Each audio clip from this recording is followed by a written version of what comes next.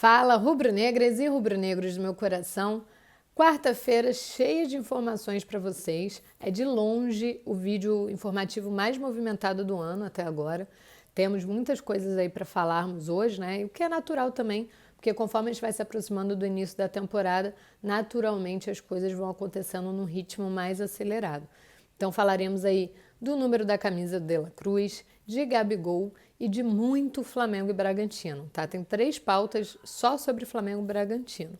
Então vem com a gente, já deixa o like, compartilha esse vídeo com o máximo de rubro-negros possíveis, aquele esquema que vocês já conhecem. E vamos tocar aqui falando de Flamengo, porque como eu disse, tem muita coisa, então não tem muito tempo para enrolação. Vamos começar aí falando do reforço do Flamengo para 2024, né? O primeiro e até então único reforço que o Flamengo garantiu para a temporada de 2024. O Nicolás de La Cruz deve herdar o número 7, tá? A camisa 7 da Gávea, que pertenceu aí nos últimos praticamente 7 anos ao Everton Ribeiro, que agora é jogador do Bahia. Ainda não foi assinado, não é nada oficial, mas a gente já sabe que as duas partes estão acordadas e o Everton Ribeiro vai defender o Bahia em 2024 e 2025. O De La Cruz ele é acostumado a jogar com o número 7, né? Não vai ser nada estranho para ele, então a tendência é que de fato o Flamengo oferecendo ele aceite esse número e se torne aí o mais novo camisa 7 da Gávea. Mas temos uma outra informação importante também sobre o De La Cruz. Ele não vai se reapresentar junto ao elenco no dia 8 de janeiro às 2 horas da tarde, tá? Então, a princípio, se nada mudar no cenário rubro-negro até o dia 8, o Flamengo se reapresenta sem nenhuma novidade para a temporada 2024, tá? Ele se reapresenta da mesma forma do ano passado, agora, claro, considerando as baixas, essas diferenças no elenco. Por que ele não se reapresenta junto ao elenco? Ele só vai chegar ao Brasil no dia 9, que é dia seguinte da reapresentação. Ele disputou mais jogos com o River Plate, né? Então ele não cumpriu o mesmo tempo de férias dos jogadores do Flamengo. Então é natural que, por uma questão até de lei, ele cumpra essas férias e chegue ao Brasil só no dia 9 e aí, consequentemente, se apresente ao CT Ninho do Urubu no dia 10. Tá? Então, 2 dias depois da reapresentação do elenco, vai ser aí a primeira vez que o De La Cruz vai ter contato com a comissão técnica, com os companheiros, com o centro de treinamento mesmo para conhecer a estrutura do clube e tudo mais.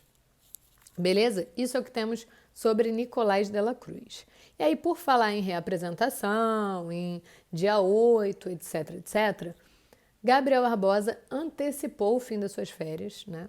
Deu adeus para as férias e já se reapresentou no Ninho do Urubu para retomar as atividades e iniciar a sua preparação para a temporada 2024. Não é a primeira vez também que ele se reapresenta antes de todo o elenco, né? Ele fez isso, inclusive a última vez que ele fez foi em 2022, muita gente falou aí que era o foco na Copa do Mundo, mas ele também já tinha feito isso outras vezes, se reapresentou antes dos demais, justamente como ele disse, ele que teria um foco diferente para 2024, né? Trabalharia com muito mais foco, até porque 2023, segundo ele teve um problema com lesão, então a ideia é que ele chegue no melhor condicionamento físico, seja para a pré-temporada ou até mesmo para o início da temporada, né? Então ele já se reapresentou, até divulgou aí o seu retorno nas redes sociais e movimentou bastante as redes sociais hoje, tá? Mas, como a gente bem sabe também, a tendência, pelo menos nesse momento, é o último ano de Gabigol como jogador do Flamengo. Ele tem vínculo até o final de 2024, já demonstrou seu interesse em cumprir esse contrato e fazer desse ano mágico.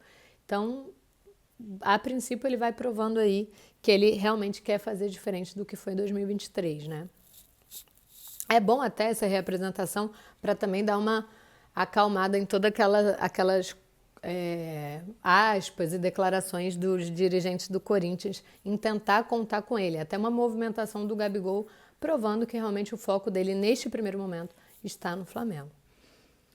E bom, vamos tocar aqui agora para Bragantino Flamengo, que eu falei que só nisso tem 3 pautas, né? Na verdade, o vídeo foi quase todo baseado em Flamengo e Bragantino e essas relações complicadas aí por jogadores que esses 2 clubes criaram nessa janela de transferências, né? A começar, vou falando aí sobre interesses que o Bragantino tem em jogadores do Flamengo e ex-jogadores do Flamengo. Vou começar falando por eles, depois a gente vai para a nossa negociação.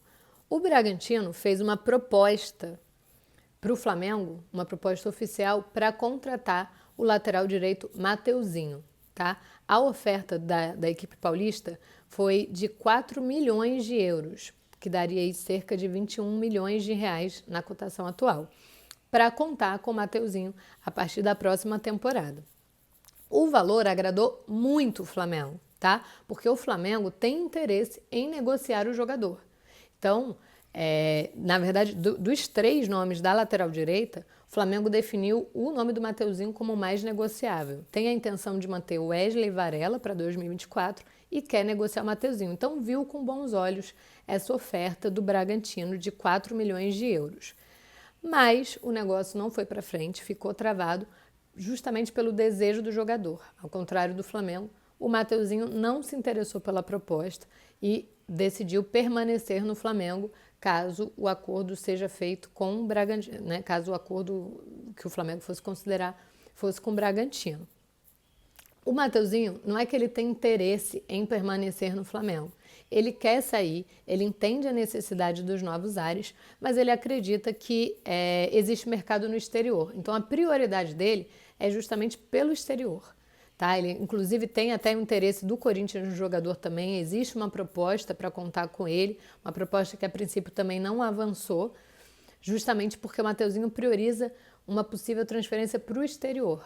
Então, a proposta do Bragantino, de fato, não agradou o atleta, ele deu uma negativa para o Red Bull, e aí essas conversas para uma possível negociação envolvendo o lateral não foram adiante, ficaram travadas. Tinha sido aprovado pelo Flamengo. Poderia até servir aí como uma forma de tentar, né, quem sabe, ajudar numa negociação do Léo Ortiz, mesmo a gente sabendo que um negócio não está relacionado com o outro, poderia ser uma carta na manga para o Flamengo, né? Mas o Mateuzinho já cuidou de dar negativa e, a princípio, essa negociação não vai para frente, pelo menos nesse momento, tá?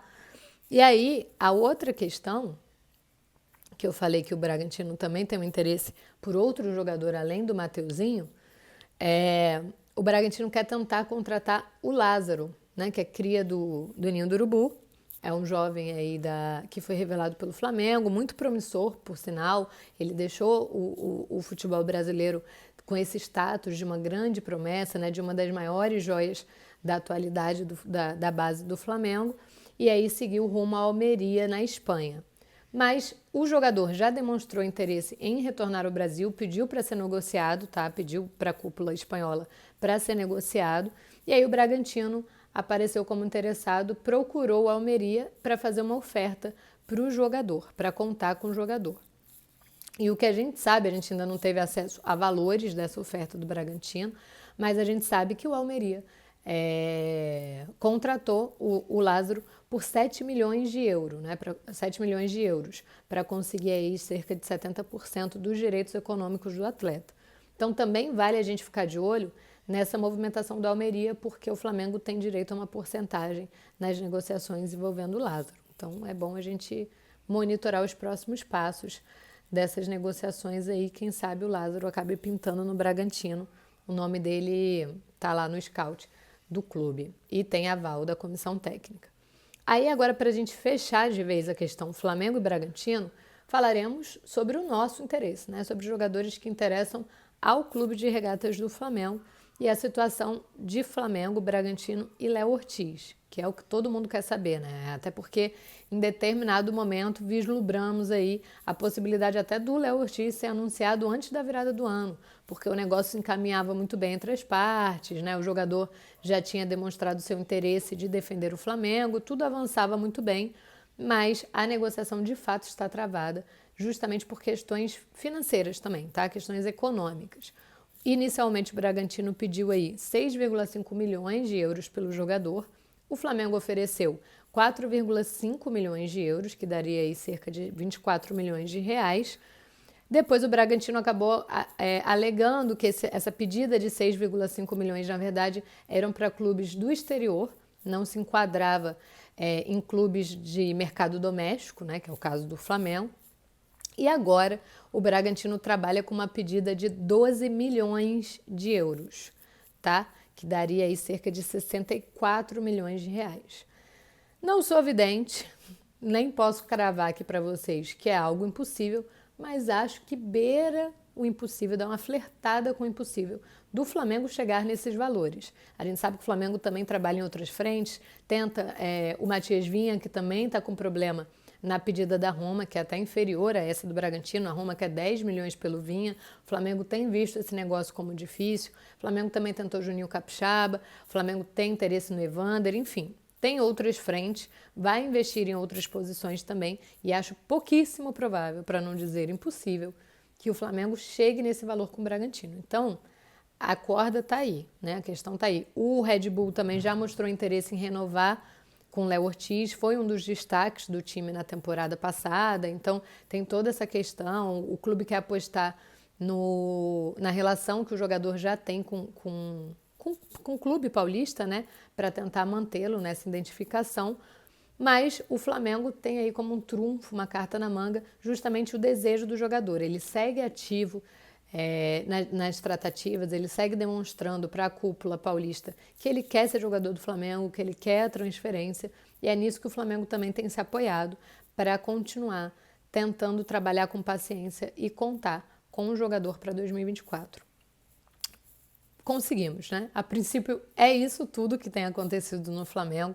Qualquer novidade, como eu sempre digo para vocês, ou comigo às 7 horas da manhã diariamente nesses vídeos informativos, ou com meu parceiraço Jonas Stelmo, craque da notícia, às 7 horas da manhã, também em vídeos informativos. Fora isso, temos os cortes no canal, todas as matérias do dia nas nossas redes sociais e as lives, que também são diárias às 11 horas da manhã, para que a gente possa mergulhar e se aprofundar em todos esses assuntos relacionados ao Clube de Regatas do Flamengo, porque vocês sabem que aqui sobra Flamengo.